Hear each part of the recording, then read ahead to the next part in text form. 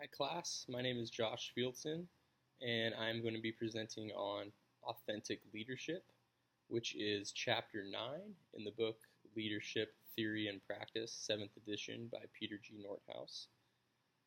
Over the next 10 or so minutes, I'm going to walk you through the chapter.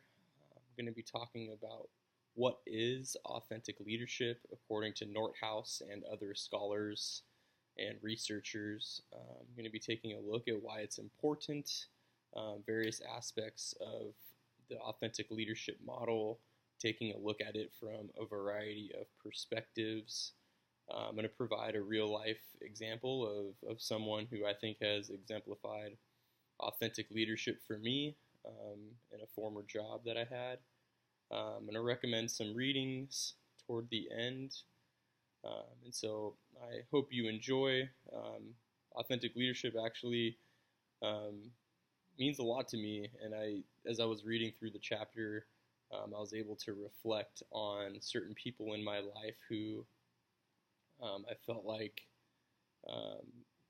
served me as a leader and exemplified what it means to be genuine and real and transparent and humble, which are some of the traits that are going to be described later on in this presentation. I think it's interesting if we take a look at authentic leadership from a trait-based approach. It's something that's developmental and can actually be attained by anyone in theory, I guess. So I hope you feel encouraged and enjoy this presentation.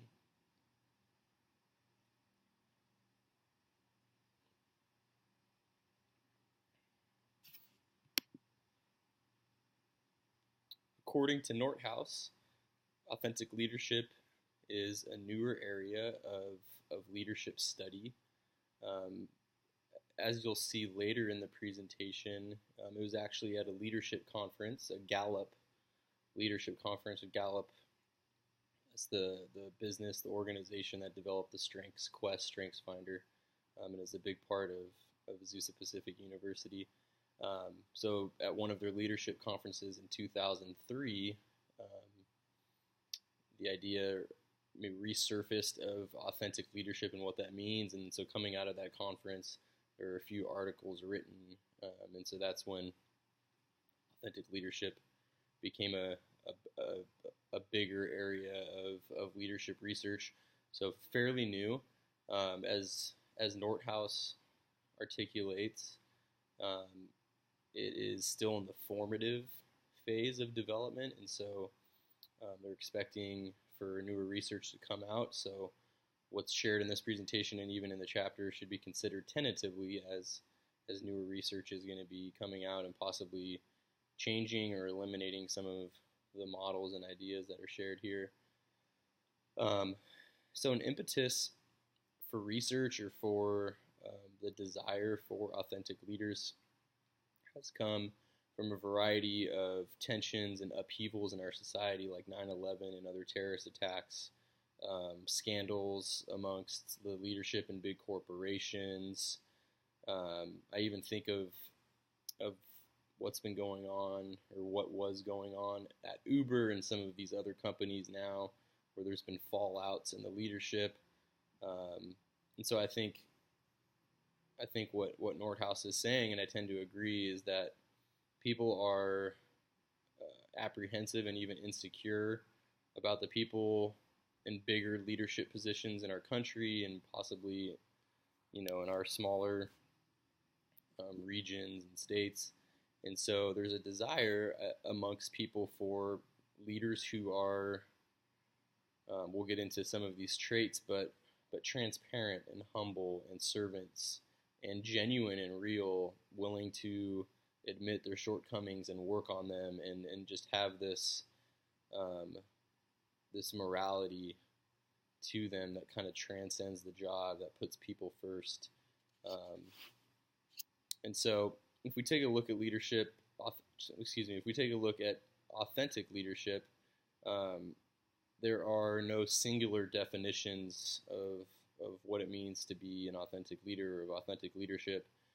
So Nordhaus draws from Chan 2005 and takes a look at authentic leadership from three perspectives: intrapersonal, interpersonal, and developmental. And I want to take a little deeper look at developmental. So I pulled a quote from Wallumbwa et al. 2008, which says, conceptualized authentic leadership as a pattern of leader behavior that develops from and is grounded in the leader's positive psychological qualities and strong ethics. They suggest that authentic leadership is composed of four distinct but related components: self-awareness, internalized moral perspective, balanced processing, and relational transparency. Over a lifetime, authentic leaders learn and develop each of these four types of behavior. And so what I want to point out here with developmental, from the developmental perspective, is that authentic leadership is a process and is something that can be attained theoretically by anyone. So I think that's an encouragement that if some of this stands out to you, maybe you see some of it already in yourself, or recognize an aspiration to become more of an authentic leader, these traits are going to be, and these behaviors and these processes are going to be highlighted here in the presentation and are in the chapter, and so they're things that you can strive to.